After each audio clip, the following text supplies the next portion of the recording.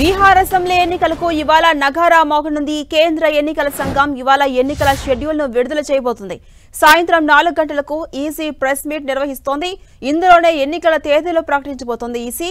బీహార్లో మొత్తం 243 శాసనసభ స్థానాలున్నాయి. ప్రస్తుత అసెంబ్లీ గడువు వచ్చే నెల చివరి వారంతో ముగియబోతుంది. నవంబర్ 22వ తేదీకి ముందే పోలింగ్ నిర్వహిస్తామని ఇప్పటికే కేంద్ర ఎన్నికల ప్రధాన అధికారి జ్ఞానేష్ కుమార్ తెలిపారు.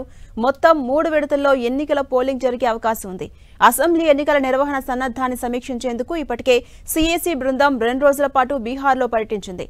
బీహార్ అసెంబ్లీ ఎన్నికలతో అనేక కొత్త విధానాలకు శ్రీకారం చుడతామని, తగిన సమయంలో వాటికి దేశమంతటికి విస్తరిస్తామని సీఈసీ జ్ఞానేష్ కుమార్ తెలిపారు. ఈవీఎంలలో పొందుపరిచే బ్యాలెట్ల పేపర్లలో అభ్యర్థుల కలర్ ఫొటోస్ ను ఉంచడం లాంటివి ఇందులో ఉన్నట్టుగా పేర్కొన్నారు. అయితే ఇప్పటికే బీహార్లో ప్రత్యేక ముమ్మర సవరణతో ఓటర్ల జాబితాను సిద్ధం చేశారు అధికారులు. ప్రస్తుతం బీహార్లో ఎన్డీఏ సర్కార్ అధికారంలో ఉంది. 2020లో జరిగిన అసెంబ్లీ ఎన్నికల్లో ఏ పార్టీకి స్పష్టమైన ఆధిక్యం లభించలేదు. దీంతో జేడీయూ, బీజేపీ కలిసి ప్రభుత్వాన్ని ఏర్పాటు చేశాయి.